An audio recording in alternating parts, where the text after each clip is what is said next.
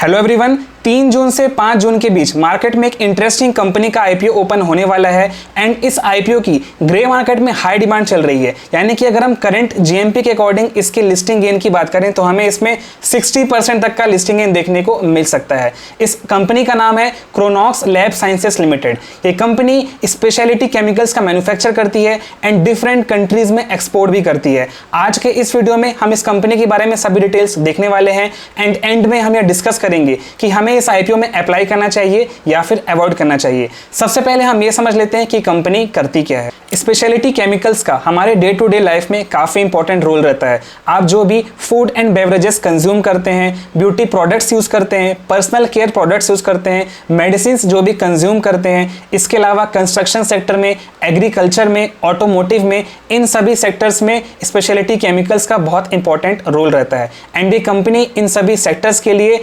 Speciality chemicals को provide करती है एंड डिफरेंट कंपनीज में एक्सपोर्ट भी करती है। अगर हम केमिकल्स की बात करें तो यहाँ पर जो डिफरेंट केमिकल्स हैं like phosphate, sulphate, acetate, chloride, citrate, nitrites, nitrates, carbonate, hydroxide, succinate and gluconate जैसे सभी प्रोडक्ट्स एंड केमिकल्स ये कंपनी प्रोवाइड करती है। ये कंपनी इंडिया में तो अपने प्रोडक्ट सप्लाई करती है, इसके अलावा 20 से भी ज़्यादा डिफरेंट कंट्रीज में अपने प्रोडक्ट्स को एक्सपोर्ट भी करती है, जिसमें आ जाते हैं United states, Argentina, Mexico, Australia, Egypt, Spain, Turkey, United kingdom. यानी कि कंपनी के पास जो एक्सपोर्ट वाली कंट्रीज है उसका भी बहुत अच्छा यहाँ पर बेस बना हुआ है। इसका मतलब यह है कि आगे चलकर इस कंपनी के पास वर्ल्ड में भी एक्सपेंड करने की काफी सारी अपॉर्चुनिटीज हैं एंड अभी भी इस कंपनी ने 20 से भी ज्यादा कंट्रीज में अपना कस्टमर बेस बनाकर रखा है। कंपनी के बारे में यहाँ पर सबसे पॉजिटिव बात ये हो जाती है कि इन्होंने इंटरनल टेस्टिंग लेबोरेटरी सेटअप कर रखा है, जिसे ये RDT लेबोरेटरी बोलते हैं एंड यहाँ पर सभी डेवलपमेंट एंड रिसर्च वर्क किया जाता है।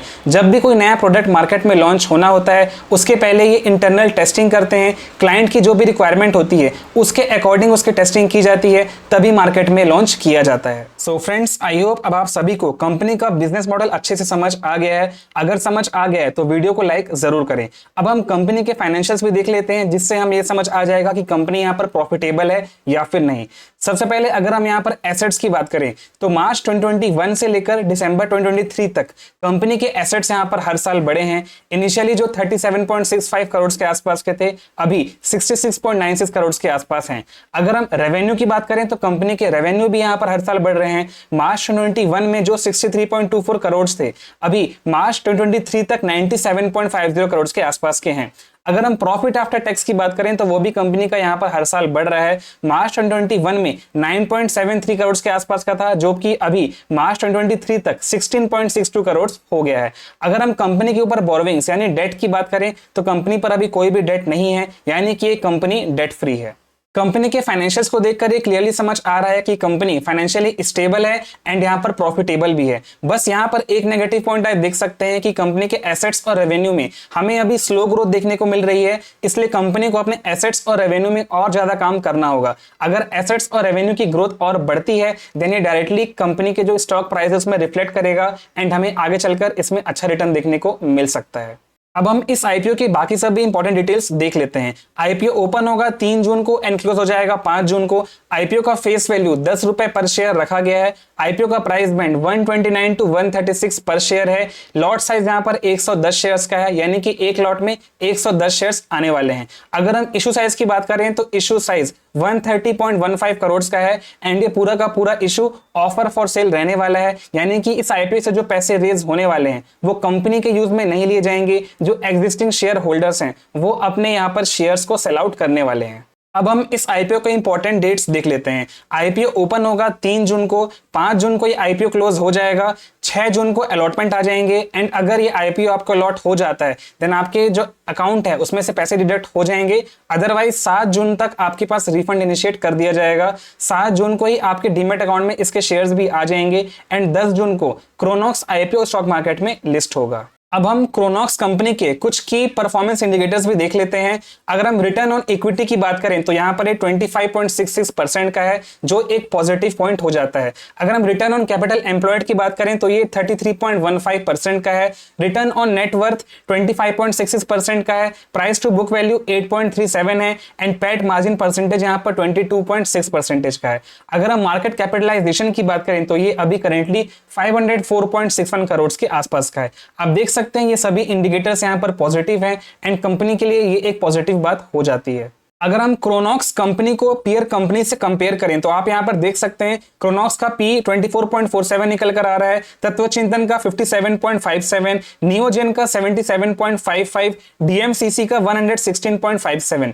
यानी कि जो क्रोनॉक्स का वैल्यूएशन रखा गया है वो यहाँ पर कम रखा गया है compare to other listed peers in stock market. इसका ये मतलब हुआ कि ये कंपनी हमें अच्छे वैल्यूएशंस पर मिलने वाली है एज पर इन्होंने जो अभी आईपीओ लॉन्च किया है। आगे चलकर इनके जो वैल्यूएशन है वो महंगे हो जाएंगे, बट करंट जो यहाँ पर प्राइस सेट किया गया है उसके अकॉर्डिंग ये हमें अच्छे वैल्यूएशंस पर मिलने वाला है। सो फ्रेंड्स, आई होप अब आप सभी को कंपनी के बारे में पूरे डिटेल समझ में आ गए हैं। अब हम ये देख लेते हैं कि हमें इसमें अप्लाई करना चाहिए या फिर अवॉइड कर देना चाहिए। सबसे पहले अगर हम लिस्टिंग गेन की बात करें तो इसके लिए हम इस आईपीओ का करंट जीएमपी देख लेते हैं।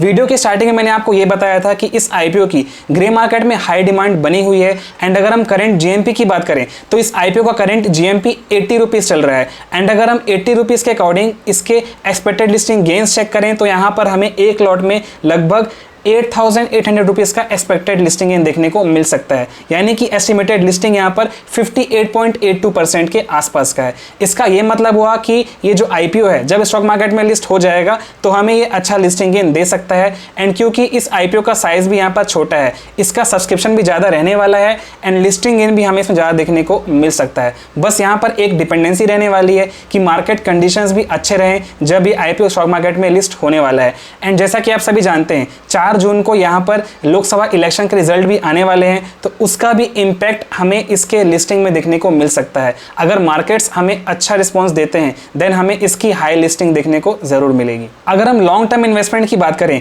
तो अभी मैंने आपको कंपनी के बारे में सभी डिटेल्स बताए। कंपनी फाइनेंशियली यहाँ पर स्टेबल है, प्रॉफिट मेकिंग भी है। इसके अलावा अगर हम इस सेक्टर की बात करें तो इस सेक्टर में आगे चलकर भी डिमांड बने रहने वाली है, इसमें डिमांड कम नहीं होगी एंड जैसे जैसे इसकी डिमांड बढ़ेगी हमें इसके स्टॉक प्राइस में एक्शन देखने को मिलेगा एंड अच्छा रिटर्न्स जरूर मिलेगा। बट यहां पर कुछ नेगेटिव पॉइंट भी हैं जो हमें इस कंपनी के बारे में समझ लेने चाहिए।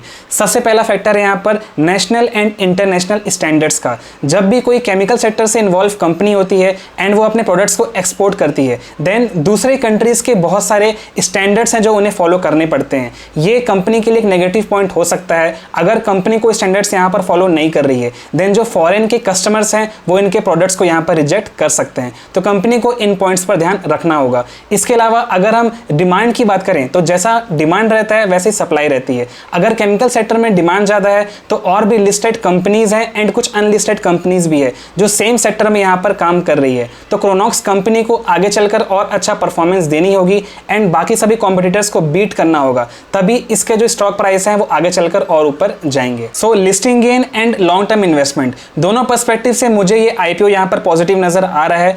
ध्यान दीजिएगा ये कोई अप्लाई रिकमेंडेशन नहीं है, मैंने अपने एनालिसिस के अकॉर्डिंग ये आपसे शेयर किया है। आप जब भी किसी कंपनी के आईपीओ में अप्लाई करें देन उस कंपनी के बारे में सभी डिटेल्स जरूर चेक करें एंड अपने फाइनेंशियल एडवाइजर से भी राय लें, उसके बाद ही आईपीओ में अप्लाई करें। सो फ्रेंड्स, आई होप आप सभी को आज का वीडियो इन्फॉर्मेटिव लगा।